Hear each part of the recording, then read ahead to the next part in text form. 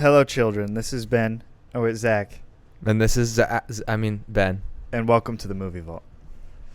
Today, we have a very, very important and special film that we're going to be reviewing here in this cold, dark basement on a nice Tuesday morning. We watched it last night, so don't be surprised if we don't seem prepared, so we don't really have much research on the back end. It's not because we aren't prepared. It just doesn't appear that way. Sure, because we are acting. Just as Gloria Swanson was so gloriously acting in this film. So we're going to review Sunset Boulevard, which is a 1950 American black comedy in film noir. That's what it says on Wikipedia. And it was directed and co-written by Billy Wilder, who has done many great films, and then also co-written by Charles Brackett. And it was named after this one big giant famous street in Hollywood that lots of famous people lived on called Sunset Boulevard. And the reason I picked this film is because it's kind of like the baseline story that Inland Empire was based, that Inland Empire kind of ripped apart and shredded to pieces to make its meta story. So, in honor of David Lynch, maybe currently my favorite director, I chose to watch Sunset Boulevard. So, obviously, it stars many great, notable actors that, if you've seen a lot of films from the 50s, have a big staple. So, William Holden, Gloria Swanson, who is actually known for having a lot of silent films beforehand, Erich von Stroheim, Nancy Olson, Fred Clark, Lloyd Goff, I don't know, and Jack Webb. So, and just, yeah, what do you think? It was amazing, and I think this is the kind of movie you show people to give them a new perspective on films in like the 1940s and 1950s, because I think people, sure, there's enough of movies in that era that probably were like mediocre, not that good, that you could watch and be like, oh, like it was a weird time for filmmaking. But you watch a movie like this and you're like, wow, there was like a lot of richness and layers that a lot of people don't give this era credit for, I feel like. Yeah. At the end of the day, this film is a character study, I'm thinking. It tells a great story. It has some great characters. And even supposedly the main character, and I would argue he's not the main character, William Holden's character, is not who the story's about. The story's about a concept, an idea, almost like an obsession that takes place. It's at center of the center of this film, and Gloria Swanson just embodies her character of Norma Desmond very, very, very well to encapsulate this the theme. And I think there are a few themes that we can talk about regarding what this film represents and what it's actually about. Because it could be about many things, I think. It's not just a one thing, which is why you said it's multi-layered, and I agree. So, and this is something else we saw. So we also just watched another film for next week's episode. And you just told me, Ben, that a lot of these famous films are about films. Just because people who like movies really like movies, and they are attracted to movies about movies. Yeah, and the people who direct the movies love movies. That's true. So it's sort of like a self-loving circle of because it continues on. As much as Zach didn't like Once Upon a Time in Hollywood, all that movie is just like a tribute to old films, and old films now is like 1960s, which was called the golden era of Hollywood, at least to some people. But they were already like kind of glorifying film in the 1920s, when film had been around for like only about 20 years or so, a little bit more than 20 years. So sure, it didn't take with very the short long. run, it's been around 100 years, right? Yeah. So with the short run of film in general, you really have to start somewhere. You at some point you just got to be like, oh, what's enough history for us to start referencing old things? And movies, the nature of movies are referential, right? Every single film is built upon the films before it. So, this film is built upon films before this. We could just keep going back.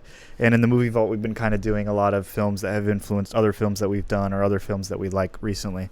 So this obviously influenced Inland Empire, among many other things. We're already self-referential. I'm just because we're taking our old episodes, and we're like digging into them in a new layer by reviewing a new movie that's older than the movie that we reviewed. And it's probably unfair to Billy Wilder and everybody in this film to only kind of reference that this has influenced Inland Empire. Yeah, probably not. But especially considering that this movie probably had a lot more impact on the world in general than Inland Empire did. But yeah, maybe to us film nerds, Inland Empire stands out as more ambitious even than this movie, which is saying something, because I think this movie is pretty ambitious. It's ambitious, but it's easy to understand. Yeah. And I think a lot of this film, what makes it great is it really changed how storytelling took place in Hollywood. Just kind of the idea of how do you tell a story? Is it through a main character? Is it a story? Is it a plot? Is it a theme? But this film really doesn't center around necessarily just the plot, just characters. It's really about an obsession, I'd say. It's about a theme specifically. And I think that was kind of a big shift in Hollywood, so that films could be about, I don't know, I just think it influenced some other films that we'll be going into in the next, we're doing a small series in the 50s. Or 60s. 60s coming up next, right? Yeah. So we'll do one in 60, after 63. Sherlock Jr., then we'll do our 60s series. Oh, you're right. Yes. So we're going to go back to the 20s first. Okay, so I lied. So, but in a couple weeks, come back and listen to our episodes. And if you're listening, it might already be up there, most likely. Yeah. So, anyway, Sunset Boulevard. Ben, what was your biggest takeaway? Just one big takeaway. Fame is a hell of a drug. Yeah. Okay. Why do you say that? Well, it may be more than just fame, but the last scene in Sunset Boulevard is its most iconic, and it really, I think, summarizes what the film is about. It's about someone who had the attention of the world and lost it, and how once you reach that peak and you fall from it, if you don't reorient your life, that's all you'll ever want again. So it literally is a drug, because someone can get so famous, but there's always a level that you will never be able to get more famous than a certain point, and eventually that starts to tail off usually, because there's other people who are still continuing to get famous. So for Norma Desmond, this was a literal change in technology that shifted her out, and her either unwillingness or inability, might have been kind of more inability to adapt to that, because she may not have been talented as a vocal actress.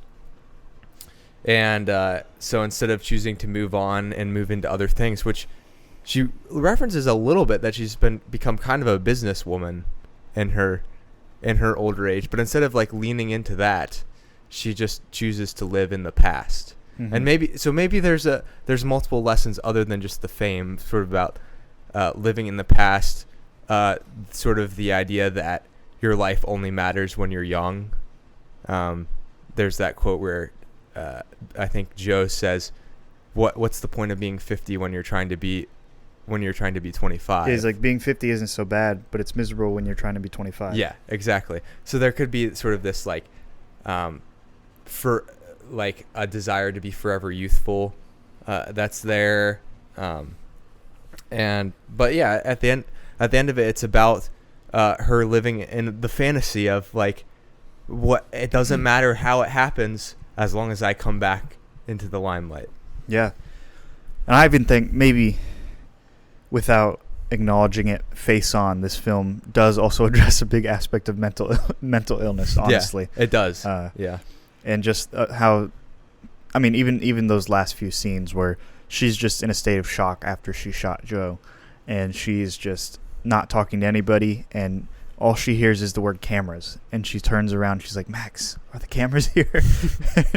and Max is even the mental illness that Max is experiencing, because that guy is... No, Max is worse than normal. We'll get to Max, okay? He's a sicko. I'm just telling you. But Norma, she's in this just absolute catatonic state where she cannot live and breathe or function without knowing that there is a purpose and for her, purpose is the limelight, cameras, the spotlight, right? So, and then the only way to get her to go downstairs to be, I guess, arrested is for her to be having those cameras on them. And, at the end, just like Joe got what he wanted, he got the pool. She got what she wanted, she got the cameras. And neither of them got what they wanted exactly the way that they wanted it, unfortunately. Right. But I think in Norma's case, a lot of that is mental illness, but I think it maybe developed into mental illness after secluding herself, isolating herself, and just letting herself be obsessed without any accountability.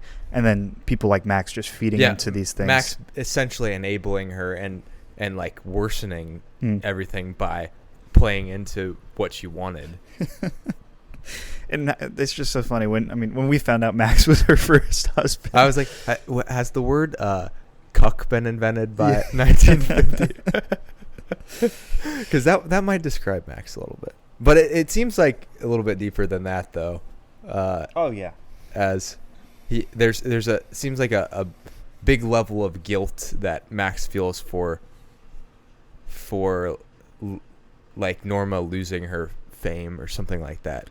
Yeah, he takes responsibility for her rise. He didn't necessarily take responsibility for her fall, did he? No, he didn't. Yeah, I think a lot of that was moving from the silent film era to the talkies. He didn't take responsibility. But it is odd because you get this feeling that she kind of abandoned him for the other director, the guy who's in charge, DeMille, who's in charge of Paramount. Yeah. Like, it's like he directed her early pictures, she got famous, and then she left. Yeah.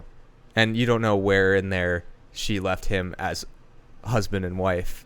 Yeah. And got her second husband. That's a good thought. How did he end up that way? I think Max kind of ended up in that position the same way that Joe did, almost. Because I know Max. Yeah. Because Max was married to her. He kind of like reeled her in. And then directed her, right? So they were married first, and then he directed her, and then they got famous. And then she probably left him at that point. Yeah, because she got way more famous than he ever did, and then he stopped directing because he wanted his wife, right? Because he was jealous when Joe was dancing with her, so he has some affection for her. And I think she kind of has this almost God complex or this self-absorbed nature where she has to have the guy sleep in another room, kind of be a little bit subordinate to her and just be around when she needs him. It's kind of like, and she's also like paying for his lifestyle, which is what gets Joe sucked in as someone who lived in a 1-bedroom apartment, couldn't pay for it, couldn't pay for his car. Yeah, like he gets sucked into this high society, even though it comes with basically living in a prison. Yeah, yeah, and she's kind of luring this guy in, and I think she probably did that with Max too, if I had to imagine. She didn't, but she was lure him back in. Yeah, I'm saying lure him back in, not originally, because they were married before she got rich. Which you have to imagine she was like a different person at that point. Although from the indications, it was a little fishy because it sounded like she was like 16 or 17 when she started getting famous. So this might have been sort of different era, but you gotta their generation. Different generation. But you got to think Max was a decent amount older than her when she was 16, and they may have already been married. So that probably was already started out as kind of a bad dynamic. But so the interesting thing about Max, his character, is that he's played by Erich von Stroheim, who was a silent film director, most known for his 1924 movie Greed. Now, the interesting thing about Erich von Stroheim is that as silent films got closed out or went out of style, essentially, with the rise of being able to have audio equipment and talking in movies, he actually became more of an actor. So he stopped directing movies after like 1933. And I knew I recognized the name. Initially, I got it super mixed up and thought it was Max von Sydow, who's in the Seventh Seal, which is completely... Yeah, you said that last week. Yeah, which is completely not the right person. But Erich von Stroheim was in a movie I've watched, and he was in The Grand Illusion, which is a Jean Renoir movie. Yeah. Because I think he's French or worked in... he might not be French, but he worked in France. And he plays one of the main characters in that movie, who is Captain von Rosenthal. And it's a great performance. I watched that in one of the film classes I took in college. one of the 2 film classes I took in college, which is more than most nursing majors, I want to point out. Yeah, he's not a film major. But that's a great movie, and he's great performance in it. But he was acting all the way up to, there was no break in his acting career. He worked all the way up to but it's interesting, Billy Wilder, I'm sure, cast him partly because of his history, just like he did Gloria Swanson. Yeah. So yeah, same thing with Gloria Swanson, where she was an actual silent film star, had all of these background, just had a lot going for her. And then when the films switched to talkies, she really kind of became a lesser known actress.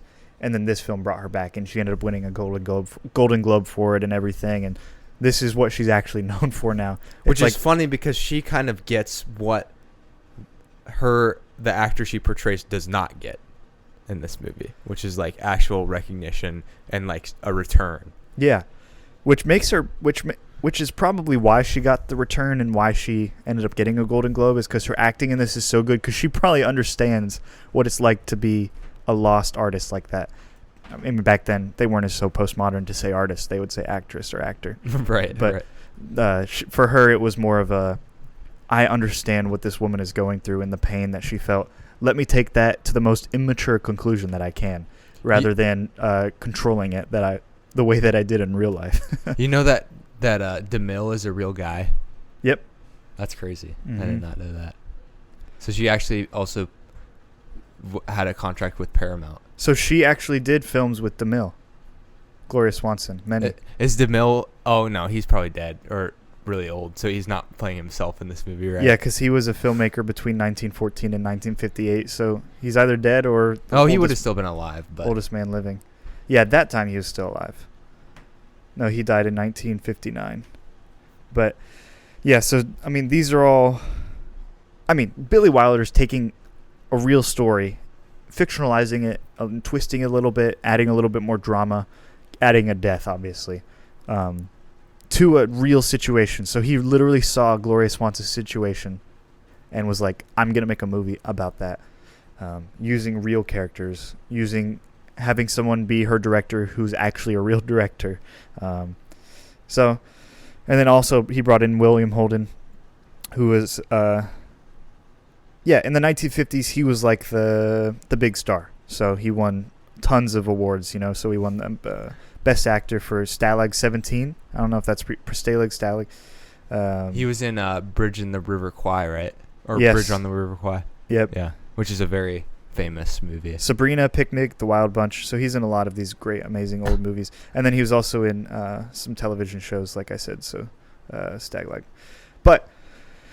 He was like the draw, so he was like probably the only one not from the era before. Yeah. So he was known for his talkies rather than the silent films. The rest of these actors were kind of known from this older era of film.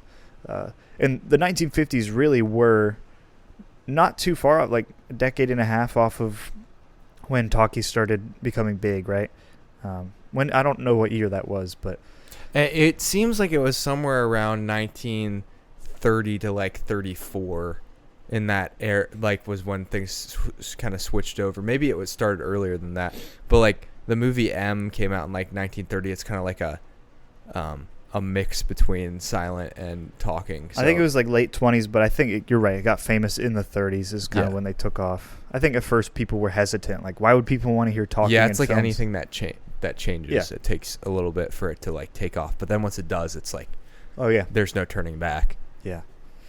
So anyway, that's kind of the background to some of these characters. I mean, that adds a lot to it. I think knowing that these people actually have they're basically portraying themselves, except for William Holden's character. I think everybody's really just playing someone that they've already been at some point in their lives. Yeah, I'm not sure what William Holden has ever been a struggling writer in his life, but no, everyone else, yes. And that doesn't take away from his performance. You know the Waxworks, the characters that are like the who they play bridge with in the movie? Yeah. Guess who one of the guys is who is one of the Waxworks? Who? We saw him recently. It was Buster Keaton. He was in this movie. But wait, seriously? Yeah. Did you just figure that out? Yeah. So he said Norma plays a card game with a group of actors known as the Waxworks. They included Buster Keaton, H.B. Warner, and Anna Q. Nielsen. Wow. So we just watched a Buster Keaton film this morning. that's so it goes deep, the amount of reference that there. I'm assuming that. Let's see. Yeah, no, yeah, he's credited in the movie. Yeah, as a bridge player. So, I think that makes sense. they had different names for him, which is why we didn't go, oh, Buster Keaton. Well, maybe because those were her. She said those were her silent film and quite literally they were. Yeah. So those are some of the three biggest names. If Chaplin was in this film, if he lived long enough, yeah, they would have gotten him if they could. Yeah, maybe he was too big for them.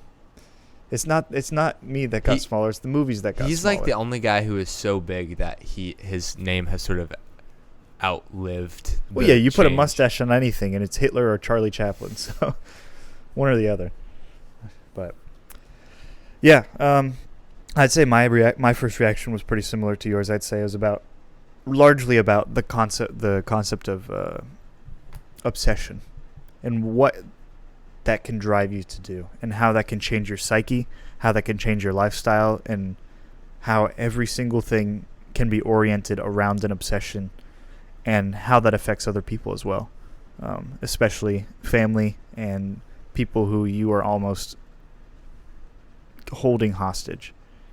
So to serve your desires, which is, a twisted, horrible thing, but we don't realize we're doing it sometimes because we're just so focused and tunnel visioned. But it reminded me a little bit of films like Whiplash, or what's the other one, The Swan. That's about a very obsessed. Oh, Black Swan. Black Swan's about the dancer, right? Yep. Yeah, they're very obsessed. There's a lot of. Yeah, actually, you could see similarities in that one. Yeah. I just think of those characters are so obsessed that they just they affect everyone around them in horrible ways. This is like that. I don't know. These. What was his obsession?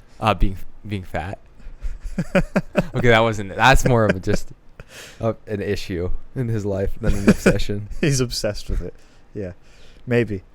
Yeah. I think the biggest takeaway I had from this film was let the past go. That sounds like a really easy thing to say, a Disney Channel type of revelation.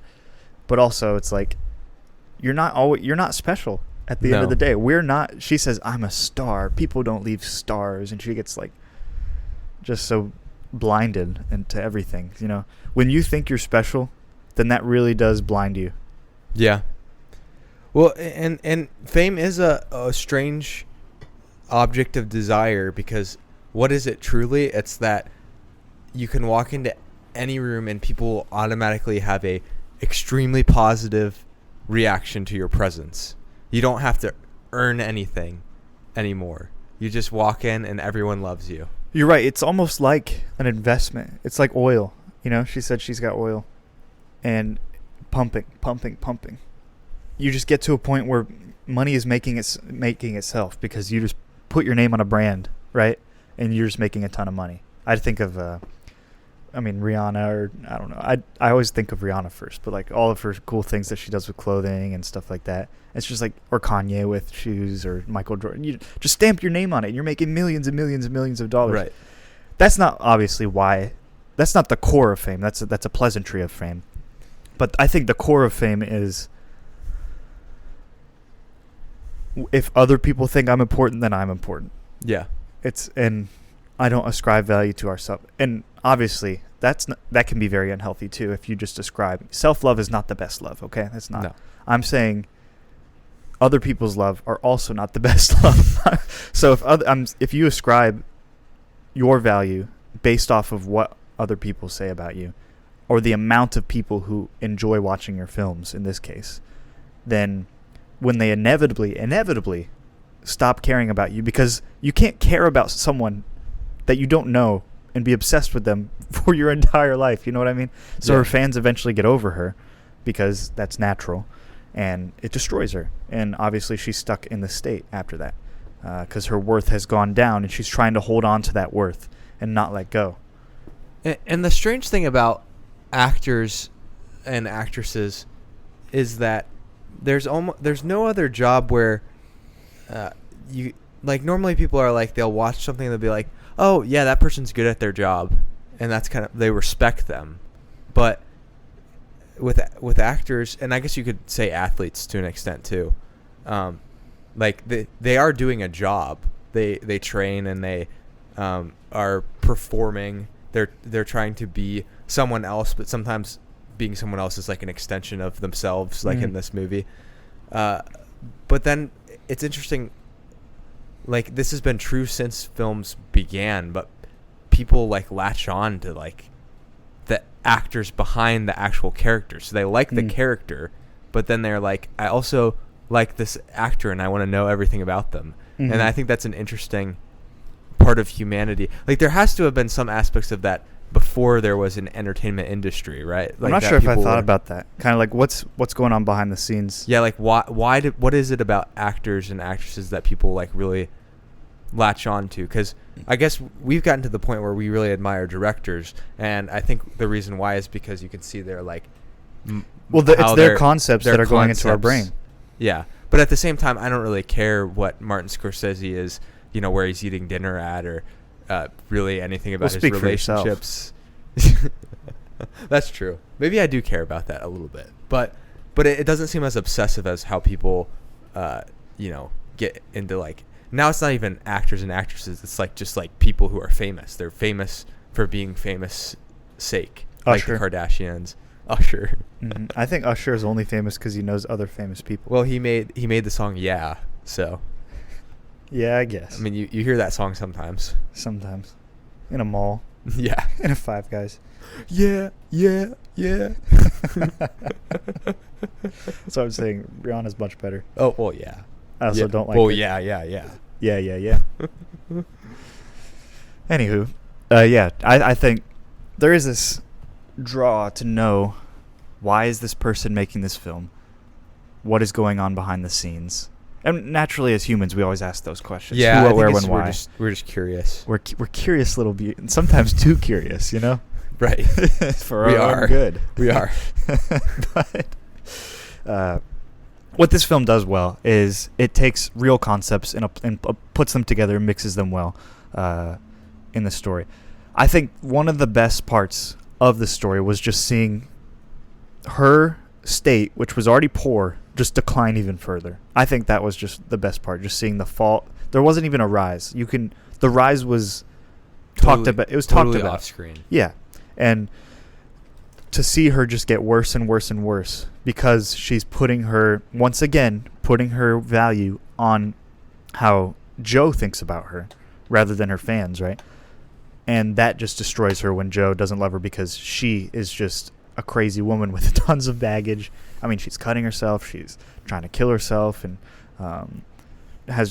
just a woman that would be it would be hard to be with that woman, genuinely. Like, I don't even think Joe disliked her that much. I think Joe was just like, this is too much. I have to get out of here. And he said it's like an odd prison. He described it something like that, because it's not like a real prison. It's like I'm trapped, but I'm not at the same time. Yeah, because Joe he escapes and then he goes to this party, but then she harms herself, and he's like that, and he feels guilty, so he's like, I got to go back. Yeah. So that's the prison. It's more of a psychological prison. Yeah. In that regard, and she knows that she can manipulate him in that way.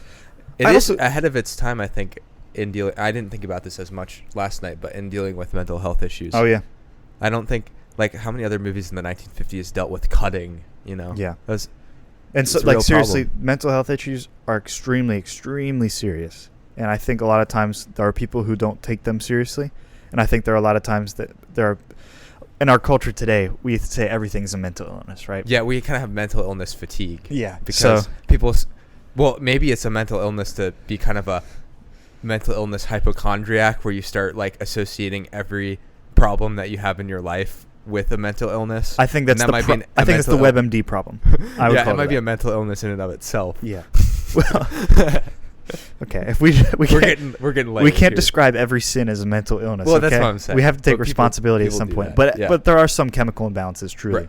In Gloria Swanson's case, I think it was like she was originally just a complete sinner, just horribly.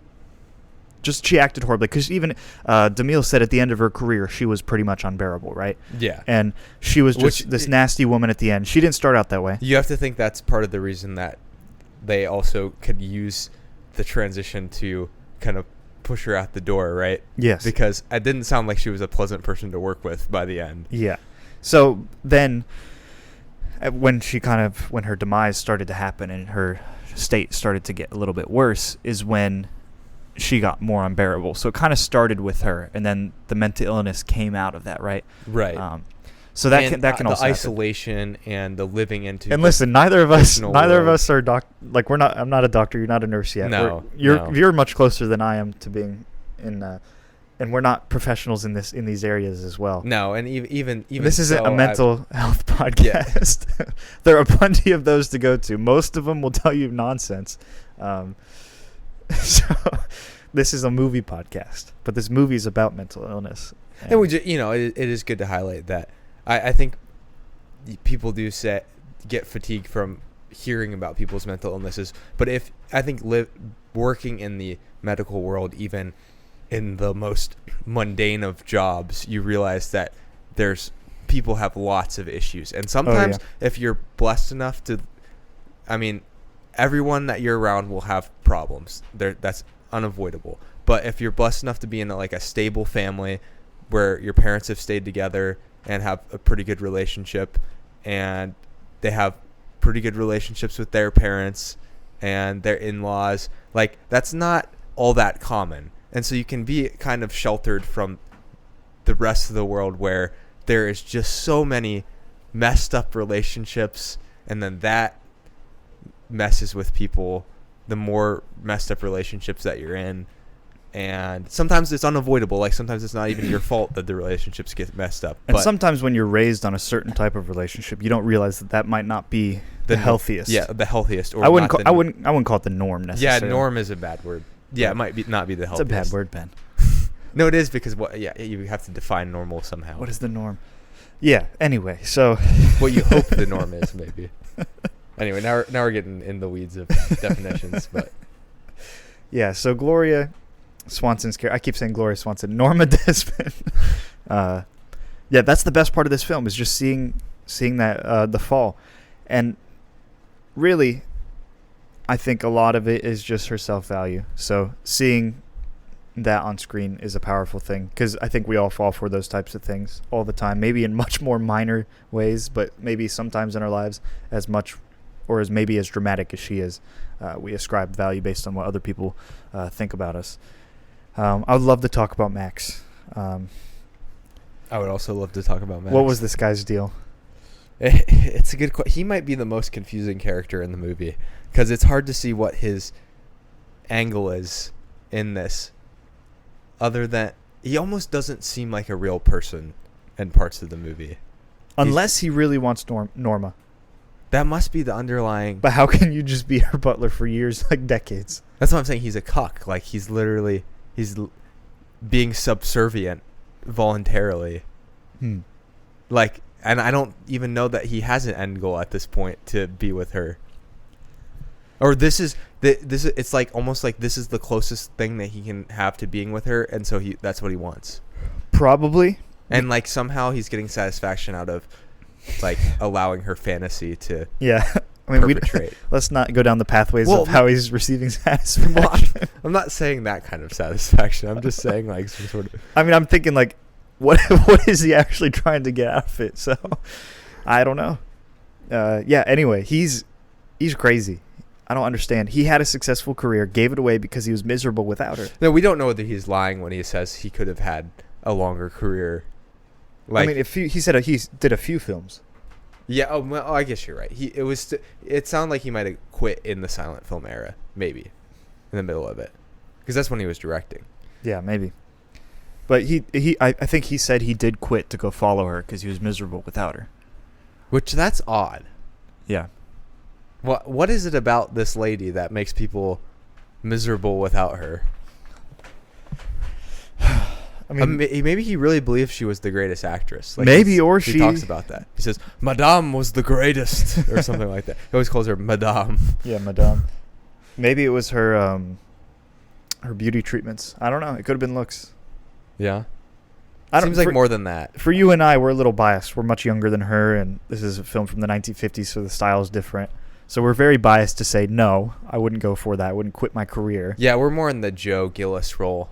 Like, Yeah. maybe I'd take all the money. And the ladies are obsessed with us throughout the film. Yeah.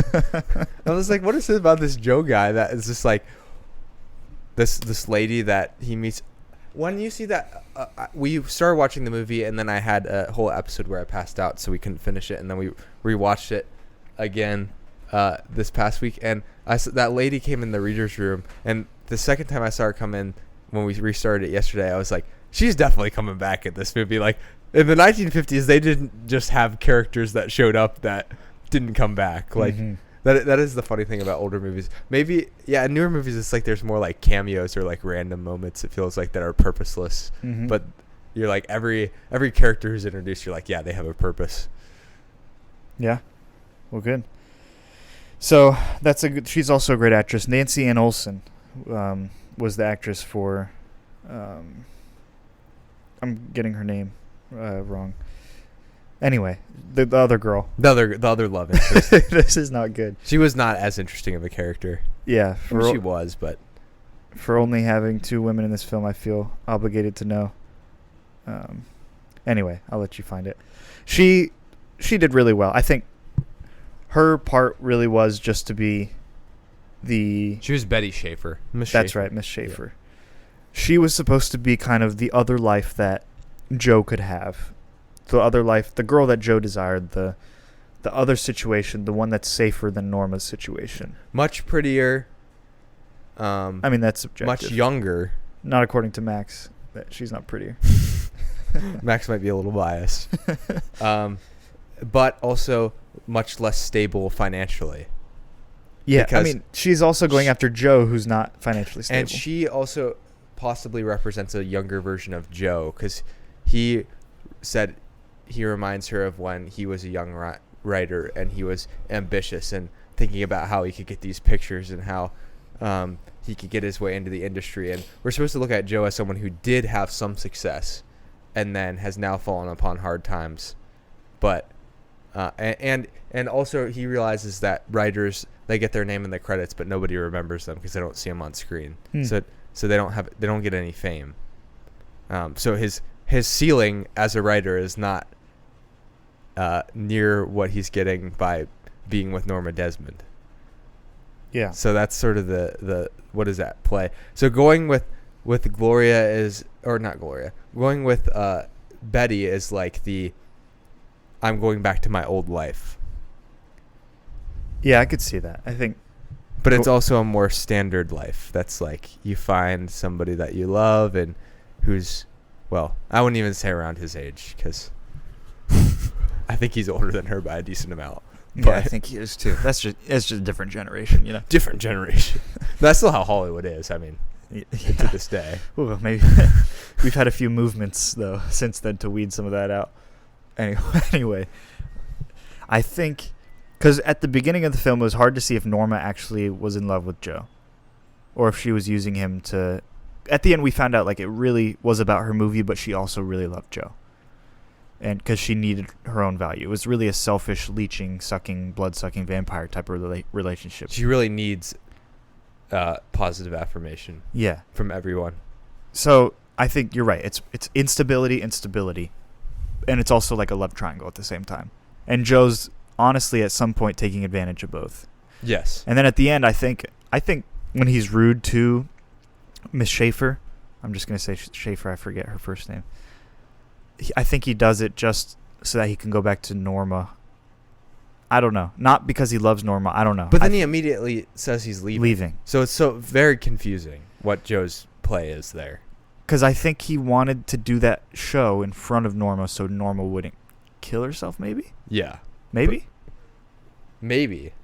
Because at the end, he says very that's between odd. you and yourself, and he says that would be quite a show if you killed yourself. Because what happens is they have this romantic moment. He kisses Betty. He goes back to Norma's house. Norma is immediately, she's already read something that Betty wrote, and she already knows she exists.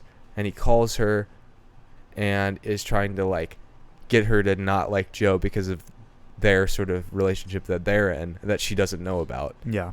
And then he takes kind of control and says, come see what it is. And he puts on this kind of like big show of like talking about how empty the house is and how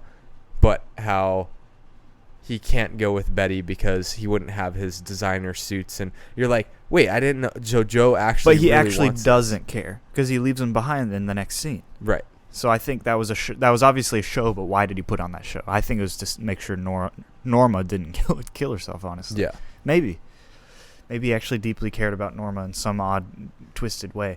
And I think it's also like his reclaiming of some type of control of his actions. Like Right. he was kind of controlled by Norma because he would feel obligated to her because she bought him all these things and provided him with all of these necessities and niceties as well. And he not only felt obligated, but he felt like, I guess even more obligated than you would in that situation because she would also harm herself if you were to leave. And she threatened it. She actually did it when he did leave for the party. So it's really like this toxic, parasitic relationship taking place.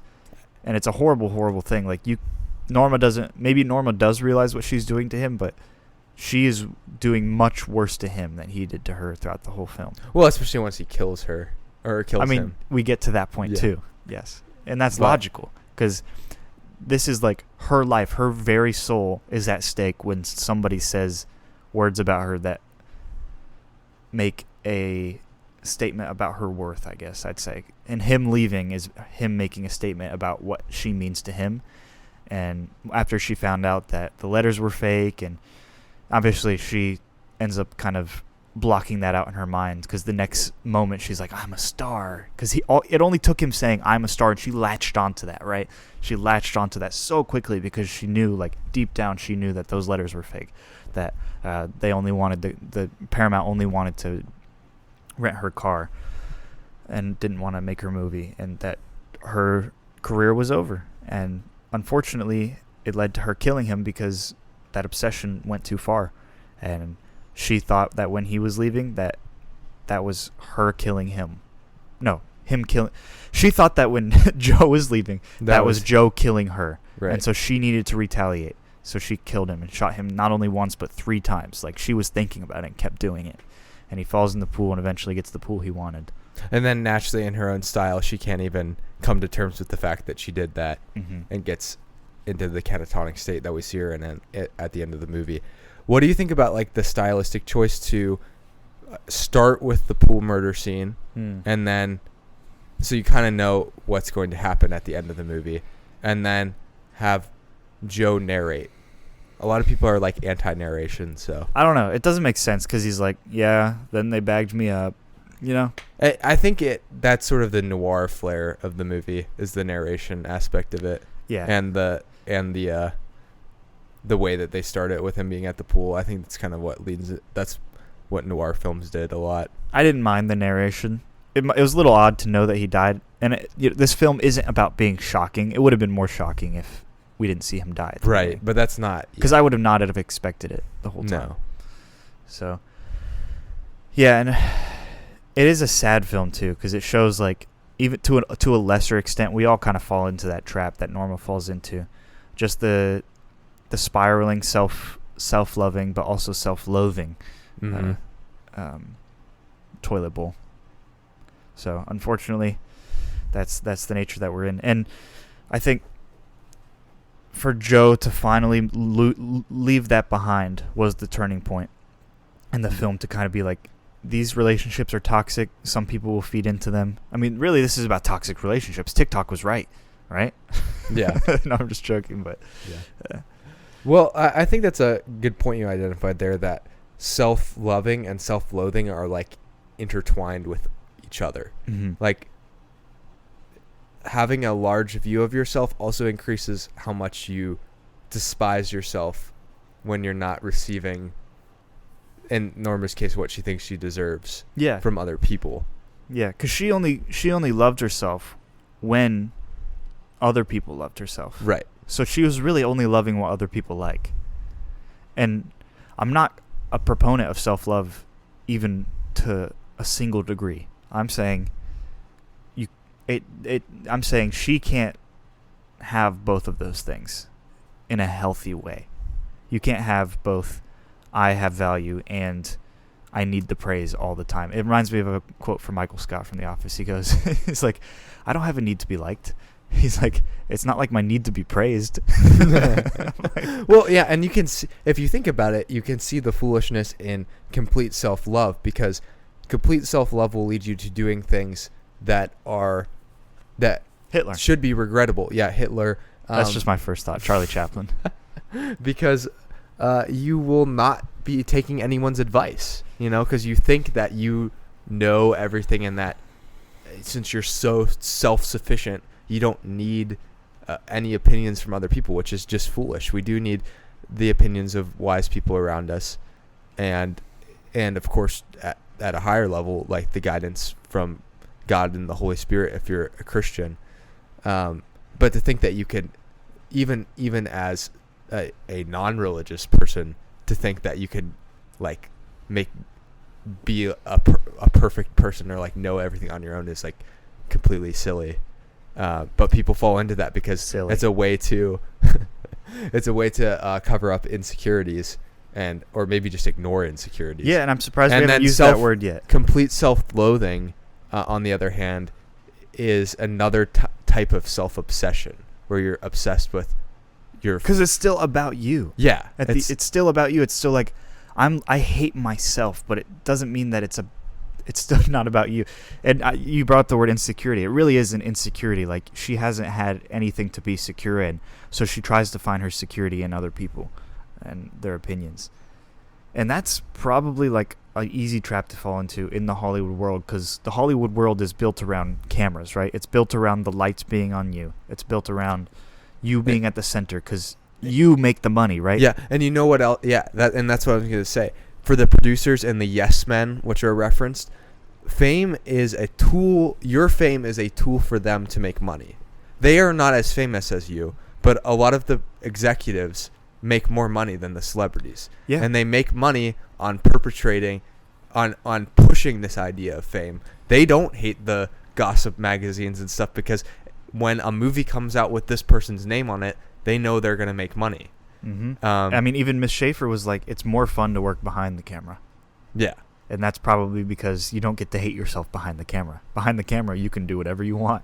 Yeah, and some people don't fall into the trap of fame. They fall into other traps, but they understand that the pitfalls, and they are completely fine with being anonymous or not as well known. Mm-hmm. I mean, these are some of the things that actors nowadays fall into. I mean, just horrible, super sad story. Like, I think of Robin Williams, just a super sad story where he put his worth in other things, right?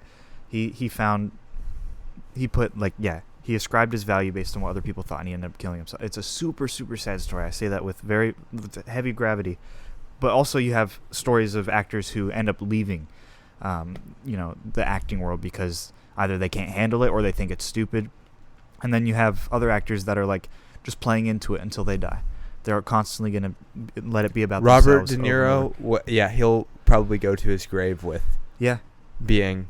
And the thing is, like, this is Robert De Niro's different because he might actually be one of the best actors ever. That's so true. Like, I'm just saying he will always be Robert De Niro. Like, there's no... He'll go until he dies. Yeah. I think of like Kanye. I know Kanye's a musical artist. Kanye may be the most like interesting study of fame in modern times. One of them. Because his ascension into a god complex was so like on the nose. Mm-hmm. And then his sort of spiral, which it's hard to tell whether he's going up or down at this point. Maybe it doesn't even matter. It's all the same. But his up is some others down.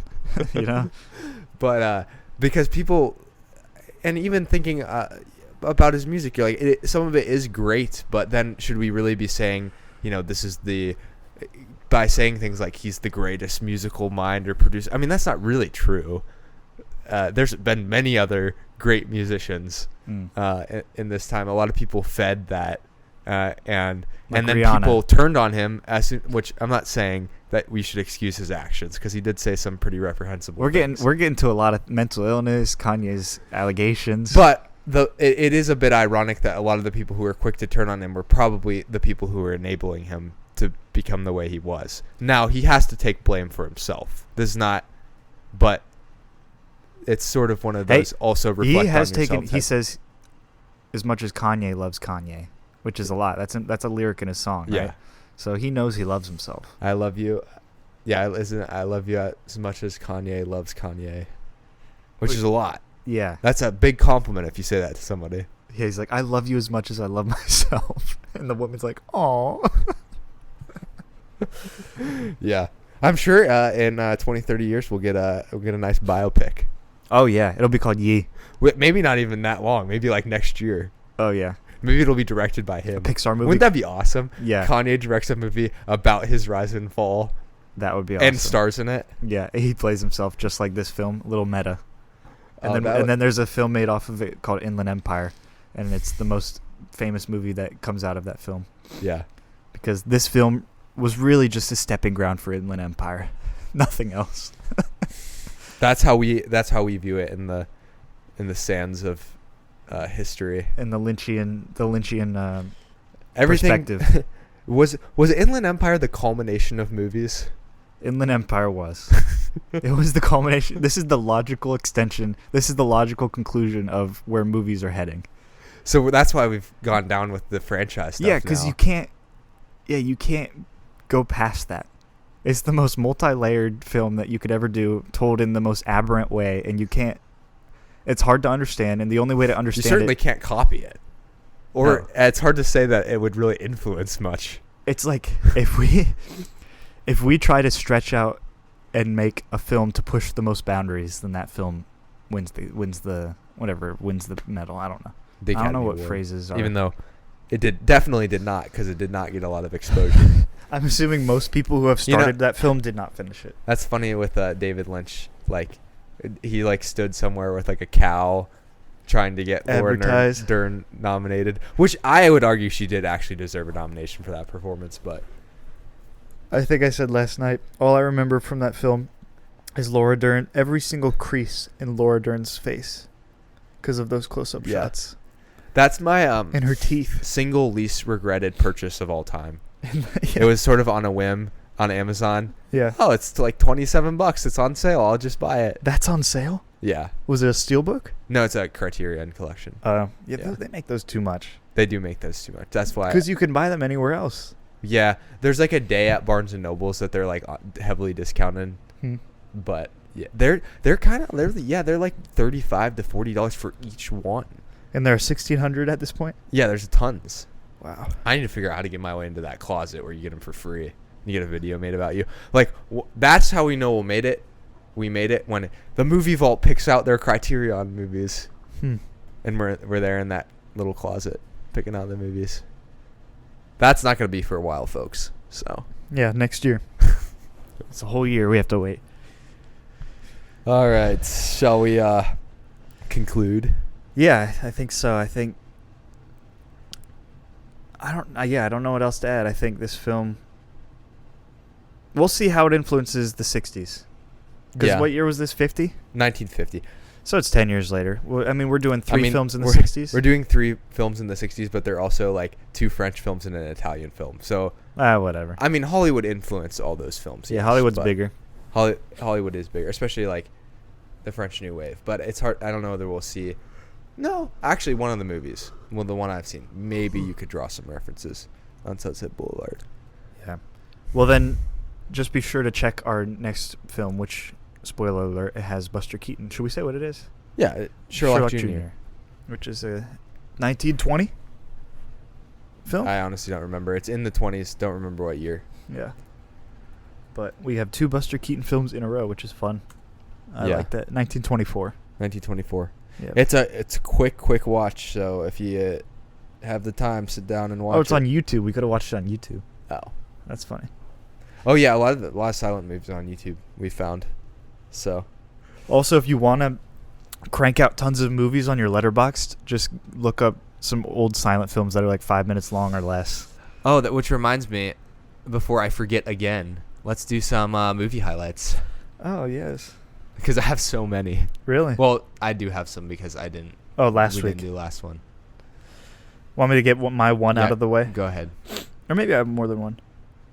That was a weird I doubled my movie output in the last like 2 weeks and yesterday and today because I had only watched 2 movies. Nice. I watched The Astronomer's Dream, George Mealy's. That's the one that you watch. I watched The Dancing Pig. I'm going to give credit. Milliard Mercury, 1907. And then I've been watching a ton of Twin Peaks. Ratcatcher, I don't recommend it to other people. Just look at Letterboxd for my review. Honestly, I have nothing else to say about that. That's me. Okay. For me, I watched South Park Bigger, Longer, and Uncut. Okay. I'm not going to lie to you. I was very disappointed by this movie. It wasn't bigger, longer? I haven't watched that much South Park. It's known for being a biting social commentary, not afraid to make fun of every aspect of society. But I found this movie to be just kind of gross. That's how I would describe it. I mean, based off the title. So, I'll just say that one of the plot lines involves a relationship between Saddam Hussein and the devil. So, okay. And I didn't think about this, but Saddam Hussein was still very much alive at the making of this movie. Great. Which is kind of funny. But, it was not. Probably could have watched 1,000 other movies or 1,000,000 other movies that would have been a better use of my time. But I watched it, so 2 stars on Letterboxd. Miller's Crossing is a Coen Brothers movie. It is a 1920s gangster film. And while I didn't find it to be one of my favorite Coen Brothers movies, as it didn't lean as much into like comedy as some of the Coen Brothers movies do, it was very well made, and it did have some very memorable scenes and good performances. John Turturro who's later in The Big Lebowski, it has a very fun performance. So I'd say it's probably more of a middle of the road Coen Brothers movie, but definitely worth your time. And then I've also been watching a lot of Twin Peaks. Yeah, and we'll do a Outside the Vault on that, right? Yeah. Well, ultimately, I would love. This will be years down the line, but I would love to do a spin-off podcast. Whoa, we just do episode by episode. Ben, for those listening, Ben hasn't even pitched this to me. This is a big revelation in the movie vault. Yeah. Now I'm sure that there are no other podcasts that have ever done that before. Really? There are, but they wouldn't do it like we could. So that's what matters. The TV vault. I mean, what else? Well, sorry. It would be that we would not do this about any other TV show, just Twin Peaks. A Twin Peaks? Oh, really? Yeah, like a Twin Peaks only. It's like, oh, I'm in. Themed to Twin Peaks. Oh, let's not wait years. That's a good idea. Yeah. Wait, can we cut this out? No, I'm very seriously considering cutting this out now. We can cut it out. All right, so let's close the vault. All right, I'll shut it. Wait, can I shut it? Yeah, you shut it. Wait, can you shut it and then I say the last thing? Yeah. Dun dun dun boom boom. All right, Mr. DeMille, I'm ready for my close-up.